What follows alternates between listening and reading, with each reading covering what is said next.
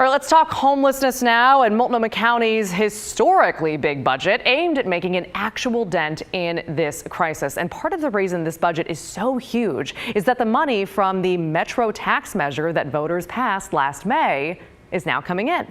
So I sat down with Tim Gordon earlier to talk about this. Okay, KGW's Tim Gordon joining us now to graciously help us break this down because budget stories are complex, so we'll try to whittle this down to what's essential. Can we first just talk about how big this budget is as a whole, and then how much of that money, like how big a portion, is being spent on homeless and housing services? Sure, Maggie, this is a huge budget. It is $2.82 billion. It's the biggest ever in Multnomah County. Obviously, it's 37% bigger than last year's budget. So a whole lot of spending going on in the county. There's more money coming in, so that's helpful. We'll get to that. But you asked about homeless services.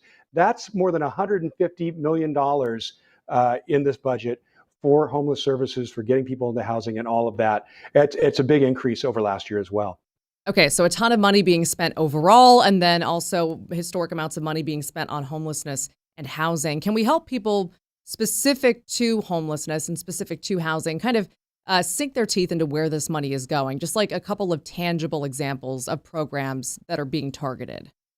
Sure. Well, I spoke with Multnomah County Chair Deborah Kapori this afternoon, and she basically said, we know what works and we're doing those things, but with this additional funding, we can just do more of it. So we're talking about things like rental assistance, getting people into permanent housing, wraparound services for all of that, behavioral health, and also providing more shelters for those who are not ready to go to that next level of housing. So all those things that they know work, more of it.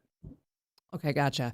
So you mentioned more money that is coming in, and that's the thing that we get so many questions about. People ask, they say, hey, I remember voting for and seeing that a lot of other people did too, these Metro measures for supportive services and for housing, specifically May of last year, a big one passed. That money is now coming in starting on July 1st. So can we talk about just kind of what the plan is to what they're going to do with the revenue from that measure? Right. Well, it increases the homeless services budget by about 50%, it's $52 million coming in. And it's going to take care of a lot of those same things, getting people into permanent housing, as we talked about, paying rent for people, getting them job training, and all those wraparound services they talk about. So again, it's more of the good same things. Chair Kapori, did talk a lot about equity and about trying to make this transformational, trying to make big difference change as well. And there's some interesting ways they're going to do that. One in particular I thought was really pretty cool.